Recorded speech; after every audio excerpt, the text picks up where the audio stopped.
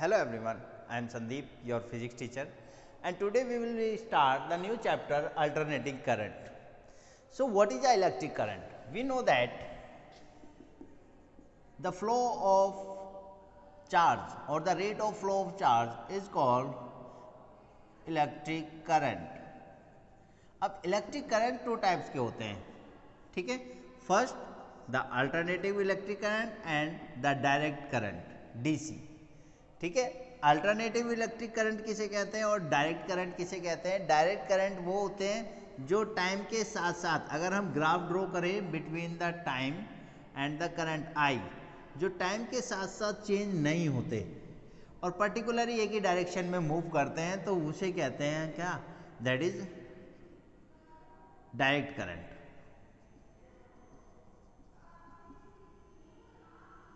ठीक है. That was the about direct current. And what is the alternative current? Alternative current वो currents होते हैं जिसमें अगर हम करंट की वैल्यू ले, that is I, that was the minus of I, and the current will fluctuate with time in the both negative and positive axis. तो ये कहलाता है आपका क्या? Alternating current. ठीक है. कहने का मतलब है कि करंट की वैल्यू अगर टाइम के साथ साथ फ्लक्चुएट करती है, चेंज होती है इन अ सेम मैनर, और the current either in positive and negative and then it will be move through a conductor, then the current is called alternative current. ठीक है. सिमिलरली अल्टरनेटिव ईएमएफ भी हम ले सकते हैं. आइदर दैट वाज, अगर हम बात करें दैट वाज ई. ठीक है. ईएमएफ जो है, तो अगर ईएमएफ भी क्या होगा? टाइम के साथ साथ फ्लक्चुएट करेगा, then that is called alternating EMF. ये तो है करंट आई के लिए और ये है ईएमएफ के लिए. ठीक है. तो इसे कहते हैं अल्टरनेटिंग ईएमएफ और अल्टरनेटिंग करंट. अब हम जो स्टडी करने वाले हैं वो किसके बारे में करेंगे? That is about the alternative current. तो अल्टरनेटिव करंट की कुछ टर्म्स हैं या अल्टरनेटिव ईएमएफ की कुछ टर्म्स हैं. जैसे जो मैक्सिमम डिस्प्लेसमेंट होता है उसे क्या कहते हैं हम? जैसे वेव थ्योरी में हम पढ़ते थे maximum displacement of the particle, तो यहाँ पर हम मैक्सिमम करंट को क्या कहेंगे? That is I note. या इसे हम कहेंगे the peak value of alternative current. Similarly the maximum value of EMF that is called E note, यानी कि peak value of alternating EMF या अल्टरनेटिंग वोल्टेज. तो इस केस में एक बात मैं आपको एक्सप्लेन कर दूं कि ये एक वेव की तरह मूव करते हैं. टाइम के साथ साथ इलेक्ट्रिक करंट की वैल्यू प्लस और माइनस दोनों में मूव करती हैं. ठीक है. ऐसे ही नेगेटिव एक्सिस में भी जो ये होगा that is also with the I note, right. तो इसे एक वेव की तरह रिप्रेजेंट करके अल्टरनेटिव करंट को समझने के लिए या इसकी स्टडी करने के लिए हम इसमें वेव फंक्शन यूज करते हैं. लाइक दैट, अगर वेव फंक्शन की बात करें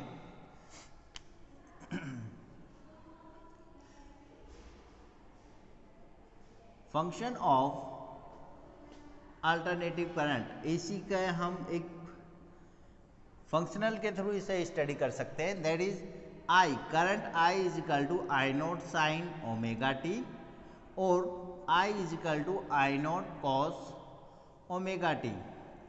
एंड फॉर ईएमएफ, अगर हम ईएमएफ के लिए लें तो ईएमएफ में भी हम लिख सकते हैं E is equal to E naught sine omega T and E is equal to E naught cos omega T. Clear?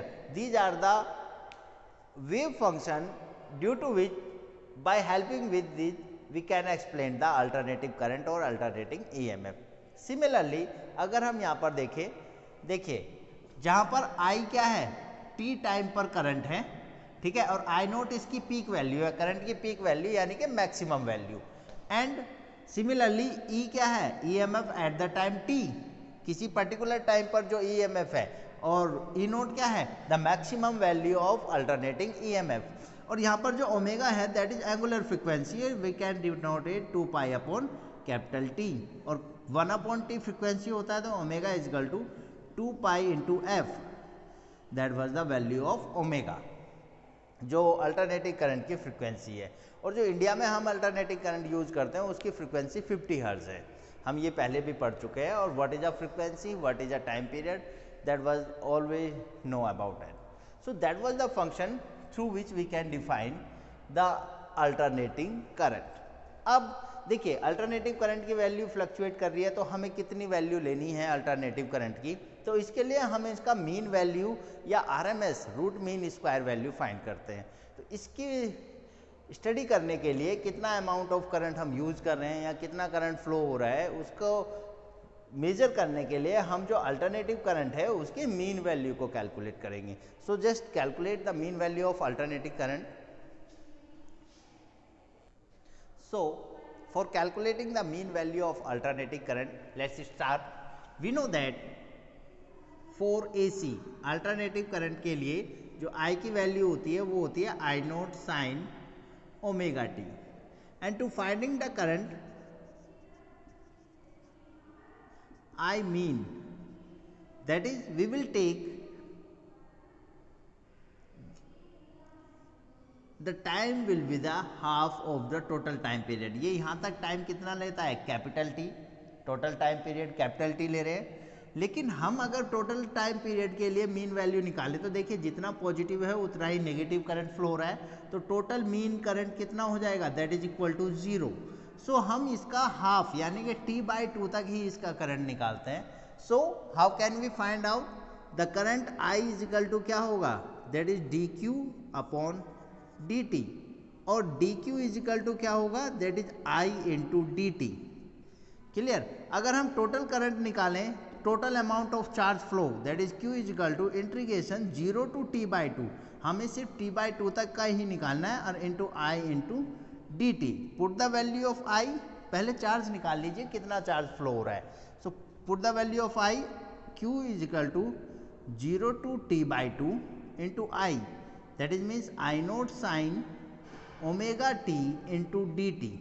अब इसका डिफ्रेंशिएट कीजिए, differentiate the terms q is equal to, देखिए I नोट तो बाहर आ जाएगा, यहाँ पर सिर्फ का इंटीग्रेशन किसका होगा, साइन ओमेगा टी का. तो साइन ओमेगा टी का इंटीग्रेशन होता है माइनस कॉस ओमेगा टी और upon omega, right, and limit that is 0 to t/2. अब q is equal to minus I naught upon omega बाहर आ गया, यहाँ पर बचा cos omega T.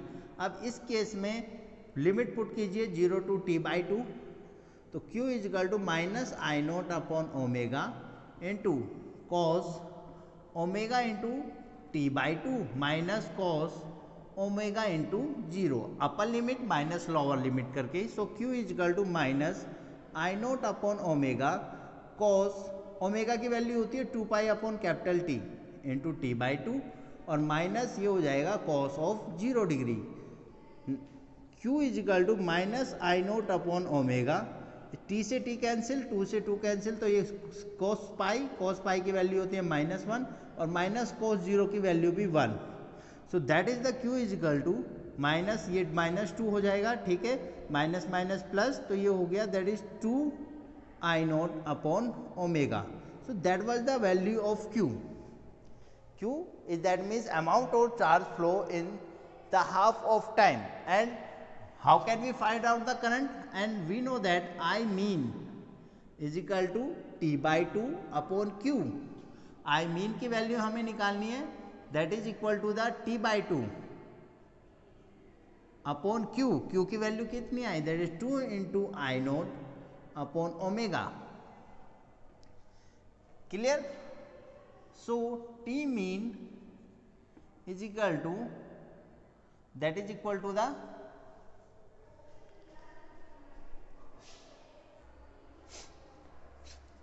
Right. So ये हो जाएगा I mean is equal to t/2 into omega upon 2 I naught, t/2 into omega, omega that is means 2 pi upon capital T into 1 upon 2 I naught already था. तो यहाँ से 2 से 2 और t से t cancel. So I mean की value जो आती है, जो आई मीन की value I that is equal to the pi upon 2 into I note.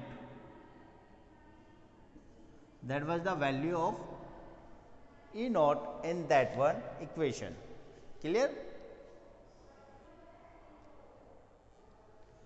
Sorry, little bit mistake is there, क्योंकि I is equal to होता है that is Q upon T। ये दोबारा से हमें करना पड़ेगा। I is equal to होता है Q upon T यानी कि T by 2। अब Q की वैल्यू कितनी आई वो पुट कीजिए, that is 2 I naught upon omega upon T by 2, और we can say that I mean is equal to 2 I naught upon omega into 2 by T. Omega की value put कर दीजिए। So I mean is equal to 2 I naught upon omega that is means 2 pi upon capital T into 2 by T. यहाँ T से T cancel हो जाएगा, 2 से 2 cancel. तो जो आई मीन की value I that is equal to the 2 upon pi into I naught. That was the I naught, I mean. ठीक है, जो मीन वैल्यू लेंगे हम करंट की that is 2 upon pi into I naught, जहाँ I naught maximum value है। Similarly for EMF alternating EMF, so E mean की जो वैल्यू होगी that is 2 upon pi into E note.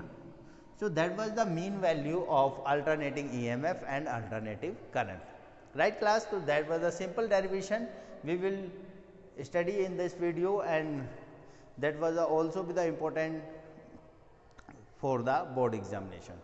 Thank you. If you have any problem then you can consult to me.